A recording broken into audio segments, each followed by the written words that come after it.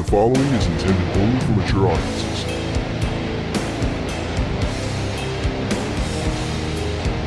Open your ears and lube up your butthole. It's time for the What Do We Call It podcast. Now, here's your host. It's Jmann.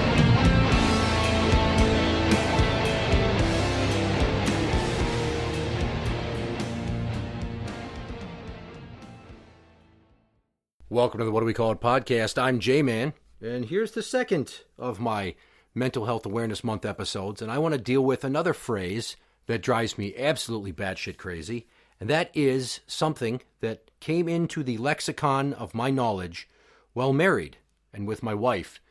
She was an avid user of the phrase, "I love you, but," and then she'd say something that stings. And it wasn't always to me.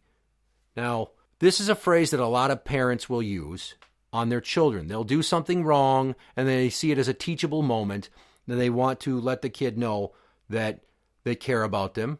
But the situation, however, is fucked, or they don't care for it. So they'll say, "I love you, but I don't love your behavior. I love you, but you're absolutely driving me nuts. I love you, but you really need to start listening and clean your room." And for the longest time, I stayed in my lane. It was her daughter.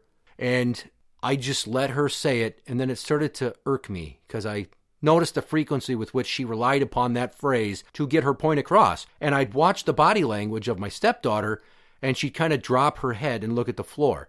So I could tell that this was affecting her negatively. And I tried to get through to my wife and say, "Look, you need to stop with that because it's not having the effect that you want." And of course, like most things where she could not admit that I could be more right than her, she continued to do it. And then it just got to be this issue where she started butting heads with my stepdaughter, and then they had a few arguments about it. And then there was a time, and I don't even remember what it was, and she started to look at me because I could tell she was growing frustrated with this argument. And she starts to say, "I love you, but," and I cut her off and said, "Don't you fucking dare finish that sentence. You do that to your own kid, and it's really starting to get in her brain, and I will be damned if I will ever sit here and have you use 'I love you, but' on me, ever. I never want to hear it again. Delete it from your fucking vocabulary. Don't even think of pulling that out of your mental toolbox to use with your verbal judo skills to shut me down. Because I love you means you care about me, but the 'but' negates the sentiment of the first three words. I love you, but makes it come across as though your love is conditional. That it only survives if the person you use that phrase on behaves in a way that you want them to, or that you see fit. I love you is something you say to someone to show appreciation and care. It's supposed to make them feel warm and fuzzy. But when you're consistently tacking that 'but' on at the end of it, all you're doing is teaching them that I'm about to say something shitty and it's probably going to hurt you, and then I use 'I love you' to cushion the blow. So now their brain associates every time you say 'I love you' with waiting to hear that next bit of the phrase. And what are you disappointed in me with right now? And they say that, well, parents might think that using that phrase on their kids is a positive approach. Kids are left feeling like their parents' love is based upon their actions. And that leads to like a whole slew of other issues, like approval seeking. Is that what you want to ingrain in your child's brain, or in anyone's brain, your spouse, your boyfriend, girlfriend, significant other, your coworkers? Even if you don't say, "I love you, but," if you go, "You're really good at your job, but," just that "but." Why do you have to do that? Why do you have to dress it up? Why can't you just straightforwardly and unhaphazardly address the issue? I have figured out that I can't use certain phrases or as direct an approach with my children, especially my youngest two, because they are 7 and 5 years old. They have not yet developed that understanding. And frankly, they've lived the last 4 years with their family, split apart and trying to make sense of the world as we've been separated and are now divorcing. So with them, it's very simple. I explain when something is wrong. I'm like, "Dude, sit down. You're going to fall off the chair again." Because my son has ADHD, I'm told, but I think he's just a little boy. And he'll eat and try to watch TV, and he'll turn around, and a few times he's fallen off the fucking chair, like ass over apple cart, onto his face. And it's like, "That is your fault." And I will hug him and say, "Are you okay?" And he'll take a few deep breaths, and I'll rub his chest and be like, "All right, breathe. Relax, buddy." And then I'm like, "Are you good now?" He's like, "Yeah." But I have to tell him. I have to teach him. I can't be like, I love you, but you need to get your attention together and you need to focus on eating. That doesn't work. What I do say is, buddy, turn around, face your plate, eat over the table. You're going to fall. With my daughter, she will be drawing with markers on the table, on paper, and I'll be like, stop. Put another piece of paper under there so it doesn't soak through and stain the table, and then I got a job to do that involves cleaning I shouldn't have to do. Whereas I could be like, I love you, but you need to learn that those markers are going to soak through and it's a problem, and that you need to be more careful. Like I would never use the I love you but like their mother has. What you can do, and this is the biggest piece of advice I have for parents that might have fallen into the I love you but trap, or anybody that uses the I love you but with their spouse or significant other. Tell them what the issue is, and then end it with, but know that I love you. See, it's very simple. You just turn the fucking phrase around the other way, and it completely flips the sentiment on its head. You're not offending them now. You're showing them that you care enough to tell them something's wrong, or maybe you are kind of being a dick, but if you have the wherewithal to say, but remember, I love you, or but I love you, at the end. Now you've taken the sting out of it. There's not that weird mental hang up with, whoa, no, I did something wrong, and then it's like they told me they love me, but then they told me that I'm a problem. Oh, how do I process this?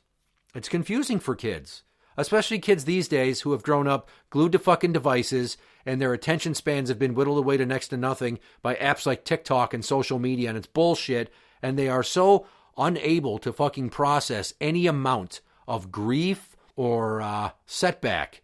It's just they fall to pieces. I see it all the time with my older two, and I'm just telling them, dude, you gotta fucking relax. I could be like, hey, I love you, but you're getting way too worked up right now. There's that fucking I love you but again, and that's really gotta piss them off and confuse them. The phrase, I love you, should bring comfort, not confusion.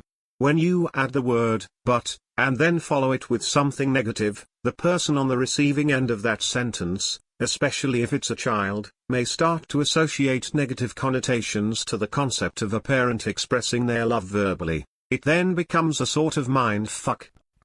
I tell my kids I love them. I don't typically attach it to any other sentiment or any other thing. We'll be sitting there and I'll give them a hug and go, I love you, or love you, good night, or on the phone when we're getting off, I'm like, okay, bye, love you, bye. And that's what we do. I only reserve that I love you for moments when there is no question about what I mean and how I'm using it and what my feelings are, because I don't want my care for my kids especially to be misconstrued and then give them some sort of fucking weird complex like my estranged spouse seems to not give a shit about. Or at least didn't, because let me give you an update on this situation.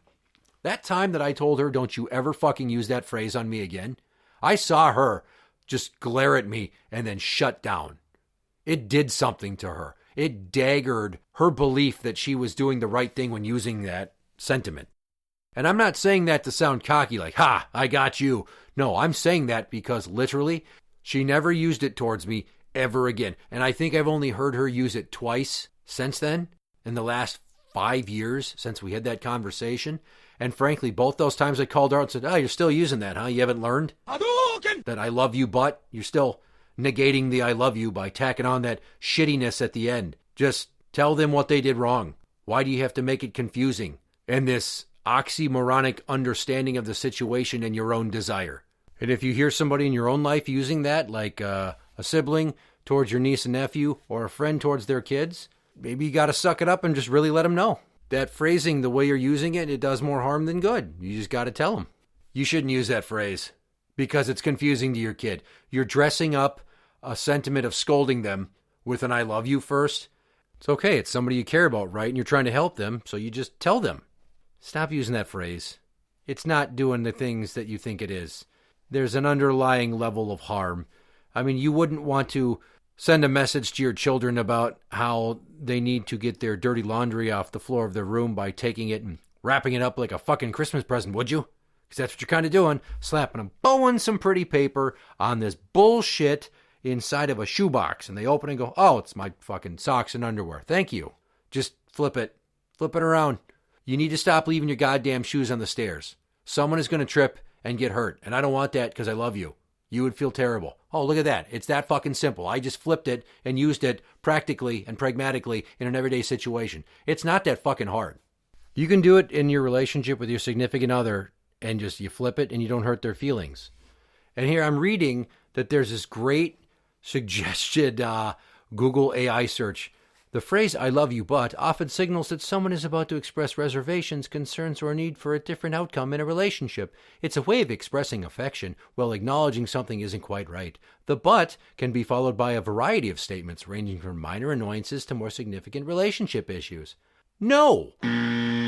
No, stupid computer that's learning from humans. So dumb. You don't know how children react when you say that to them. So dumb. You don't know how somebody's boyfriend or girlfriend is going to feel when you use that phrase, because you're a cold, thoughtless, unfeeling fucking machine. Thank you for helping me prove my point, Google, you stupid cunt. So dumb. But again, Google is a thoughtless, unfeeling machine with software that's trying to learn from humans who obviously use this phrasing and depend upon the sentiment far too often, and that's what we get out of the habit of. The point of this episode, as I'm droning on about this shit, and you've probably tuned me out because there's not another voice that's different than mine to ping-pong back and forth and keep you attentive, is that you need to learn to be a better communicator. That is how you get better as a human being in the easiest of facets. We talk. We are a race that speaks a lot. Language, speech. Animals can't fucking do it. They have their own language, but they don't have higher thinking. We do. And we have the ability to learn from our mistakes. And if somebody tells you they don't like the way you're communicating with them, change it. If you want to get your point across without injuring another person's feelings or ego, especially if you're talking to your children, parents, is you got to figure out a way to tell them what you need them to do without accidentally making them confused about why you're saying it. I love you is only for good occasions. The "but" can go the fuck away. I don't want to hear about any buts, unless it's Sir Mix-a-Lot and he's talking about how he loves big butts and he cannot lie. You take the phrase "I love you, but" you flip it around. It's that simple. I need you to go and do the dishes again, young lady, because you left a bunch of fucking sauce on them, and the dishwasher's not necessarily going to take care of that so easy. Okay, can you do that for me? Thank you. I love you. Aw, bitch. Hopefully at some point they learn themselves as they get older that if they have issues in a relationship or with their own kids, that they can express themselves that way and do no harm. Ta-da! In closing, that phrase came to mean something that I saw pain on the face or disappointment on the face of a child that I care about. And then when it was used against me, it hurt my feelings. It's shitty. It's thoughtless. It's for poor communicators. Be a better communicator and turn the phrase around and make sure that you very directly let someone know if you have a problem or an expectation or some disappointment, but then end with "I love you" and turn the negative into a positive. It's not that hard. Interact with the show on Twitter at What Do We Call It. That is at What Do We Call It. You can find us on Facebook at facebook.com/group/What Do We Call It podcast show. For the What Do We Call It podcast, I'm Jmann, and that's the end.